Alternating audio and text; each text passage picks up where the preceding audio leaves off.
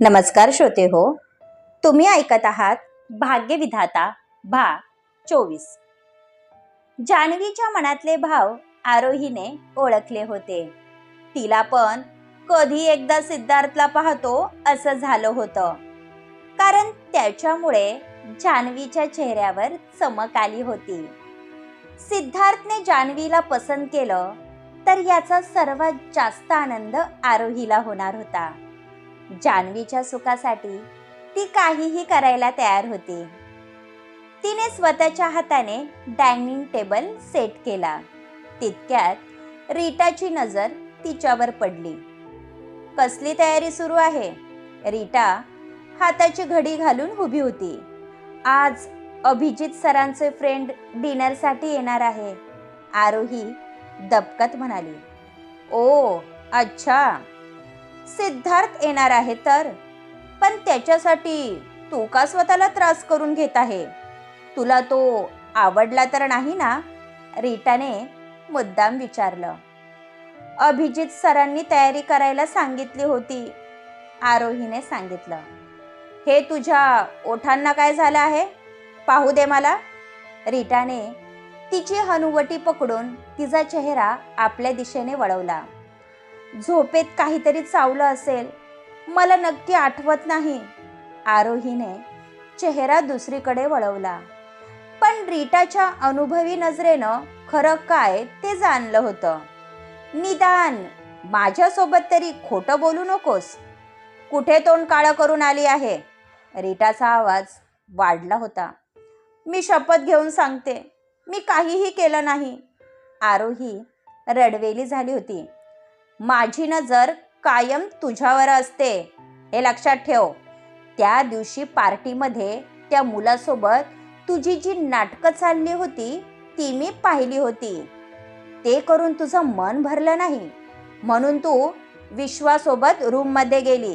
आता तुमच्या दोघांमध्ये काय झालं हे मी सांगायची गरज नाही. मला तर वाटतं तू या घरात जान्हवीसाठी नाही, विश्वाची गरज भागवण्यासाठी आली आहे, रीटा म्हणाली. ही माहिती आरोहीसाठी नवीन होती. मी असं काहीही केलेलं नाही, तुम्ही खोटं बोलत आहात. हा आरोप आरोहीला सहन झाला नव्हता. हा भोळेपणाचा आव माझ्यासमोर आणू नकोस.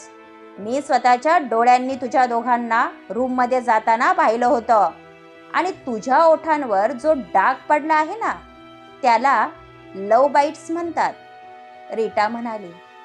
तसे आरोहीचे डोळे भरून आले. तयारी झाली आरोही? सिद्धार्थ ऑन द वे आहे, अभिजितने विचारलं.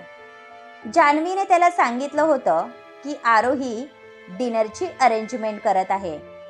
ऑलमोस्ट डन सर, फक्त डिनर सर्व करायचं बाकी आहे. आरोही किचनमध्ये निघून गेली आणि रडायला लागली.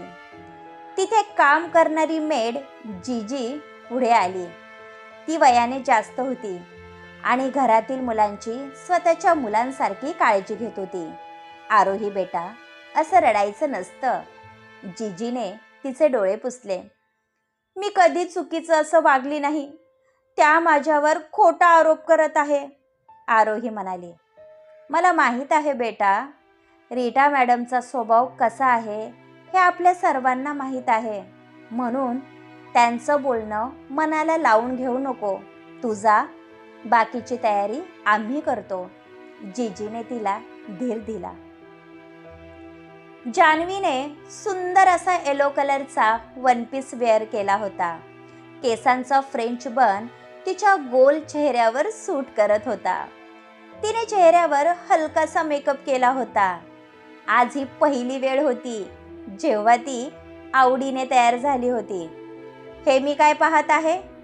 आणि ही तयारी कशासाठी? तू कुठे चालली आहे का? आरोही मुद्दाम तिला छेडत होती. आता मी तयार पण व्हायचं नाही का? मला पण मेकअप करावासा वाटतो आणि सुंदर दिसावंसं वाटतं, जान्हवी लाजत म्हणाली. आमची जानू आधीच काय कमी सुंदर आहे? हां, फक्त सिद्धार्थच्या प्रेमाची जादू चढल्यामुळे तिच्या सौंदर्यात आणखी भर पडली आहे. मला पण कधी एकदा त्याला पाहते असं झालं आहे, आरोही अधीर होत म्हणाली, तुझ्या मनात नक्की काय आहे? तू ना सिद्धार्थपासून दूर राहायचं. आधीच तो इतका हँडसम आहे की कोणीही सहज त्याच्या प्रेमात पडेल. जान्हवी म्हणाली. तशी आरोही हसायला लागली. तो फक्त तुझा आहे. एकदा का त्याला तुझ्या मनातले भाव समजले, त्यानंतर तुम्हा दोघांना कोणी वेगळं करणार नाही. आरोही तिच्या डोक्यावरून प्रेमाने हात फिरवत म्हणाले, त्याला मी आवडेल ना? आधीच मीही अशी, पण माझ्या जास्त अपेक्षा नाही. त्याने माझ्यासोबत प्रेमाचे 2 शब्द बोलावे, माझ्यासाठी तेच खूप आहे. जान्हवीचे डोळे पाणावले होते. तसे आरोहीला वाईट वाटलं. आमची जानू लाखात एक आहे, म्हणून स्वतःला कमी लेखत जाऊ नको. तुझ्यासारखं हृदय शोधूनही सापडणार नाही. एकदा का हे सिद्धार्थला समजलं, त्यानंतर तो कधीच तुला अंतर देणार नाही. आरोहीने तिच्या मनात आशेचा किरण जागा केला होता, ज्यामुळे जान्हवीचा गेलेला आत्मविश्वास पुन्हा वर येऊ पाहत होता. त्रिशाला माहीत असतं की सिद्धार्थ येणार आहे, तर ती आणखी काही दिवस शलाकाजवळ राहिली असती. पण आता वेळ निघून गेली होती. सिद्धार्थ समोर तिला पेशन्स दाखवणे गरजेचं होतं, कारण चुकूनही तिच्या अफेअरची खबर विश्वजितला समजली तर तो कधीच तिला थारा देणार नव्हता. वेलकम ब्रो, वेलकम आवर होम. अभिजितने त्याला मिठी मारली. यावेळी ऑल फॅमिली तिथेच उपस्थित होती. मी आपलं घर समजून आलो होतो, तुम्ही तर मला गेस्ट सारखं ट्रीट करत आहात. सिद्धार्थ म्हणाला, हे घर तुझंच आहे, पण त्याचं काय आहे ना, आम्ही फर्स्ट टाइम स्पेशल फील करतो.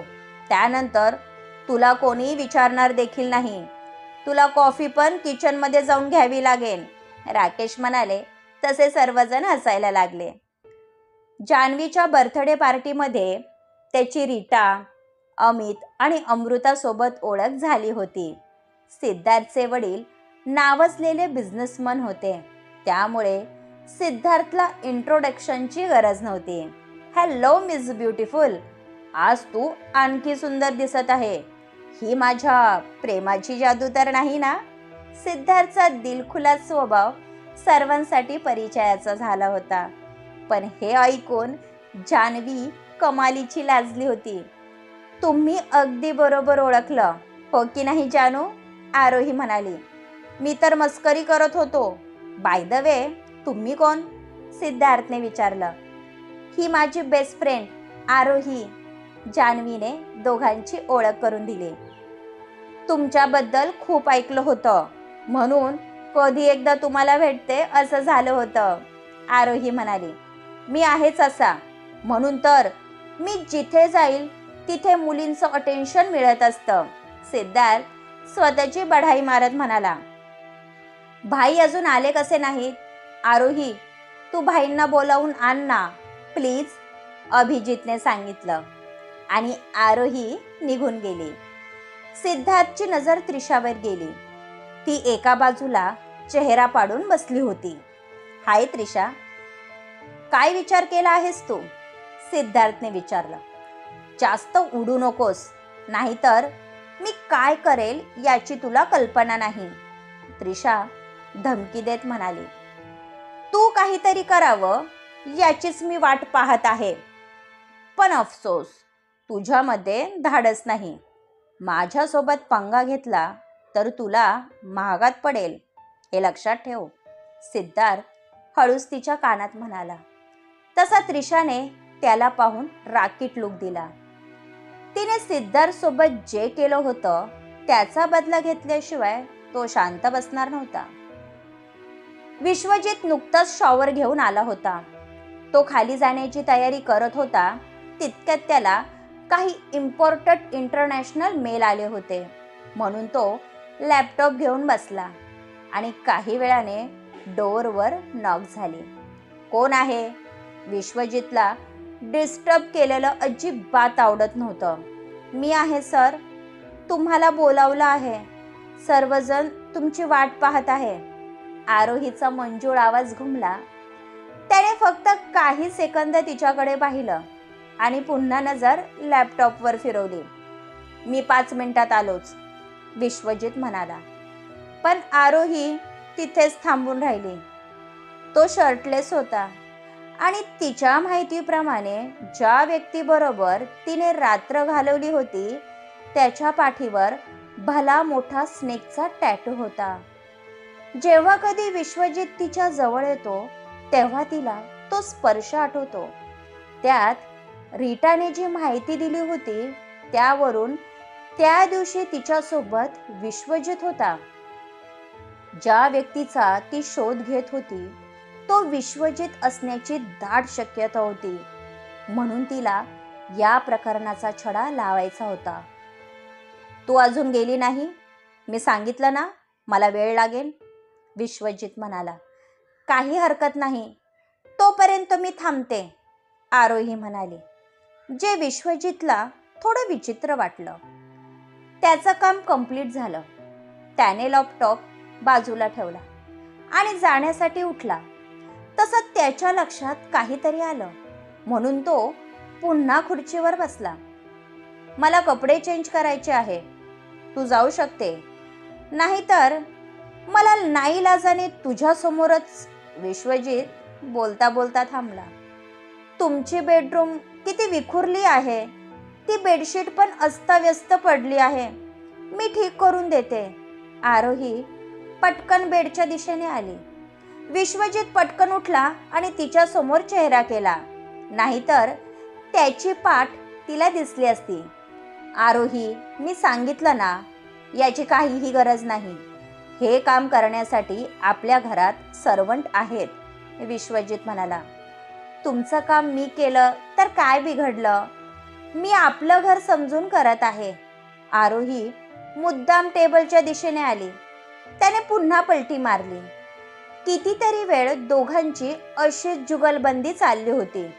शेवटी विश्वजित वैतागला आणि तिचे दोन्ही हात घट्ट पकडून तिला भिंतीला पुश केलं. काय विचार आहे? सरळ सांग. तुझं इंटेन्शन मला ठीक दिसत नाही.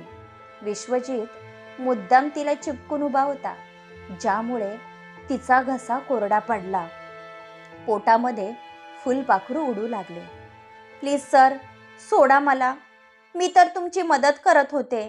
आरोहीचा श्वास जड झाला होता. त्याने आणखी तिला भिंतीला पुश केलं.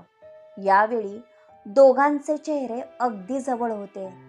त्याच्या हातांची बोटं तिच्या नाजूक बोटात गुंफली गेली होती, ज्यामुळे तिच्या मनात खळबळ माजली होती. तिने भीतीने घट्ट डोळे मिटून घेतले. पुन्हा तीच अनुभवती ती अनुभवत होती. आरोहीला तिचं शरीर हवेमध्ये तरंगत असल्याचा भास झाला होता. तुझ्या अबोल ओठांपेक्षा तुझे बोलके डोळे खूप काही सांगून जातात. मी स्वतःवर कंट्रोल ठेवत आहे, हेच तुझं नशीब समज. नाहीतर मी तुझ्या जवळ आलो तर तू स्वतःला माझ्यापासून कधीच दूर करू शकणार नाही. विश्वजितचा सिडिक्टिव्ह व्हॉइस तिच्या कानामध्ये घुमला आणि तिचं शरीर थरथरायला लागलं. त्याने अलगद तिच्या हातामधून हात सोडवले. ती अजूनही त्याच अवस्थेत उभी होती. या संधीचा फायदा घेत त्याने पटकन खुर्चीवर पडलेला टी शर्ट उचलला आणि आपल्या अंगावर चढवला. आता तू जाऊ शकते, विश्वजितने अलगद तिच्या गालावरून बोटं फिरवली आणि हसत बाहेर निघून गेला. तिच्या कपाळावरून घामाच्या धारा वाहत होत्या. आता तिची पक्की खात्री पटली होती की तो विश्वजित होता, पण त्याआधी कन्फर्म करणे गरजेचे होते. क्रमश पुढील भाग ऐकण्यासाठी आमच्या चॅनलला सबस्क्राईब करा. धन्यवाद.